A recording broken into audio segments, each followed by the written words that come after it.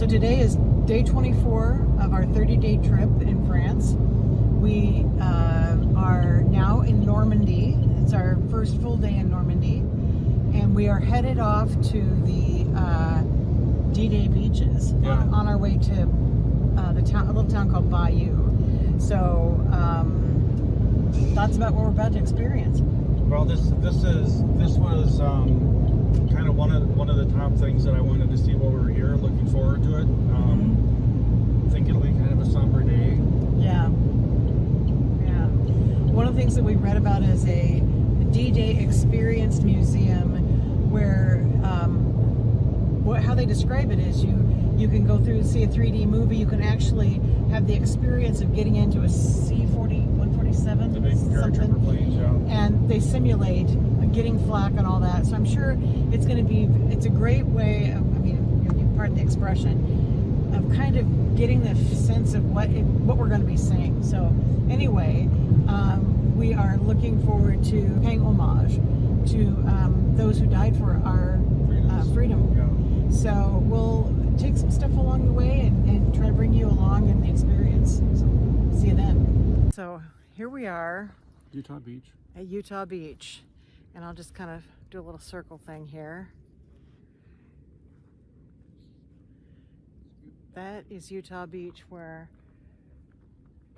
I don't know how many, it was a total of 150,000 troops that came to the beach throughout the whole campaign. So I don't know how many of them were at Omaha Beach or Utah Beach. But this peaceful place belies what happened 80 years ago here.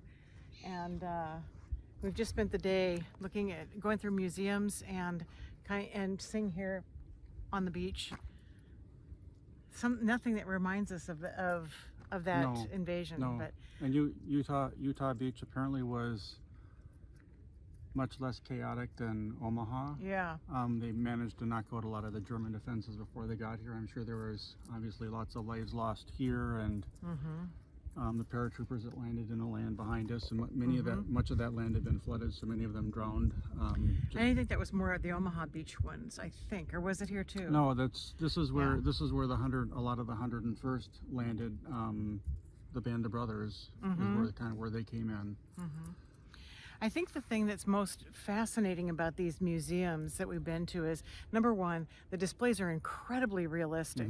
They've got, these mannequins, they don't look like mannequins. They look like people frozen in time, wearing their uniforms, doing the kinds of things they would have been doing that day or around that time. Yeah, but a lot of it too is just the personal stories and a lot of the artifacts that are given by people who explained what it was or wrote things down on little notes and things like that, and just to see that personal connection of all those people, individuals that were here.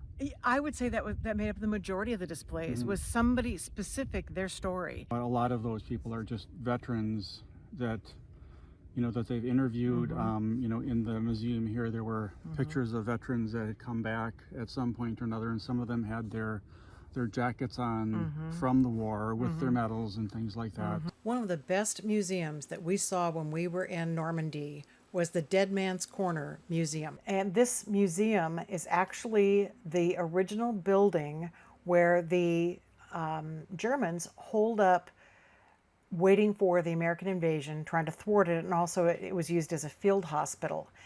This building stands today where it stood then, and it's been turned into a museum. So this diorama that you see here is a life-size recreation of photographs that were taken during this time of the American routing of the German troops there.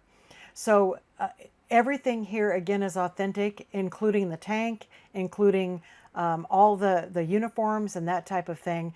And it is amazing how accurate and how lifelike these displays are. We would say this is the best museum we've ever been to.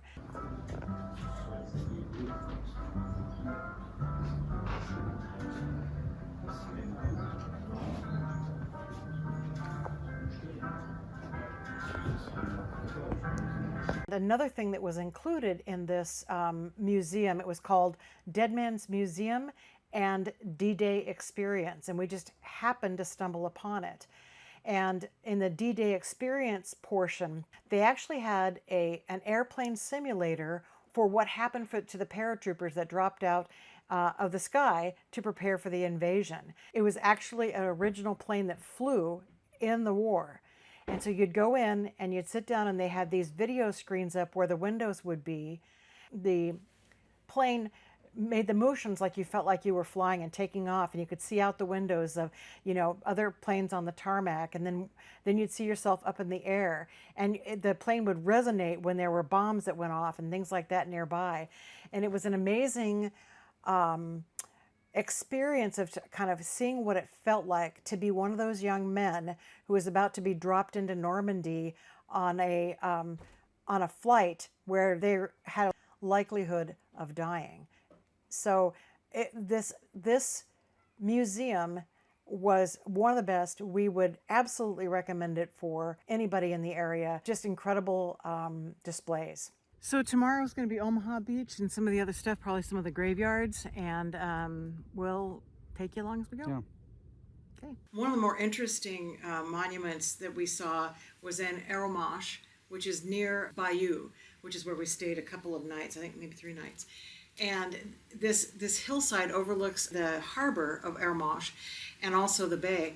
But there's a statue at the top of this of a soldier named Bill Pennant, or Bennett, I can't remember. It's in the picture, where they did a statue of him when he came back to Normandy 80 years later or 70 years later. And he sat atop that hillside overlooking the beaches that he came in on as a part of D-Day. And it was, not only was that moving, again, it's a statue, but also there was an artist's sculpture of these Soldiers. Yeah, and you could tell before you read the monument description that they were made to look like ghosts coming as these guys were coming out of the beach and trying to come ashore. And as you can see in these pictures, they actually look like ghosts. It's very touching, very moving. Here you have this story, this epic and one-of-a-kind war. And here we are 80 years later, and it's in this beautiful countryside. Mm-hmm. You see these war monuments and these memorials, and even the gun turrets that still have guns in them that we visited, that still have them aimed out at the mm-hmm. Atlantic Ocean. Mm-hmm. They're set in these farm fields that overlook the beautiful Atlantic Ocean and the French hillside, countryside. And so it's sort of a contrast of mm-hmm. Knowing the horrors of that war, but seeing the beauty of the place now.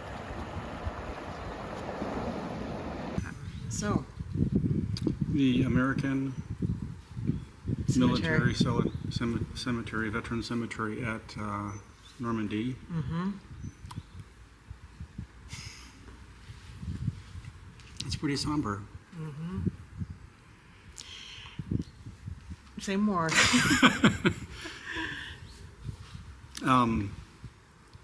I think again and again, I think the thing that kind of gets me is it's the personal stories of the individuals, mm-hmm. And they're all over here as well as many mm-hmm. of the other sites that we've been to. Mm-hmm. We walked through the area of the soldiers that were basically missing in action, never mm-hmm. found any mm-hmm. part of them. Mm-hmm. Some of them have been later since identified, and they've marked those people on the wall there, and then of course all the graves that are out there. Mm-hmm. And then the final part of it then today was the lowering of the flags, mm-hmm. and there's 2 flags. They lowered the first one, and then the second flag, they played taps to that one, and it was emotional. Yeah. It was emotional. I'm always a little choked up with taps, but mm-hmm. I think it's the sum total of what we've seen here over the last day or two. First of all, the incredible courage of those 150,000 young men that were mm-hmm. average age 24, some as young as 17, who, while they were running across a beach being shot at, and some drowning in their parachutes. And some never even making it to the beach or getting just a couple steps onto the beach and being cut down.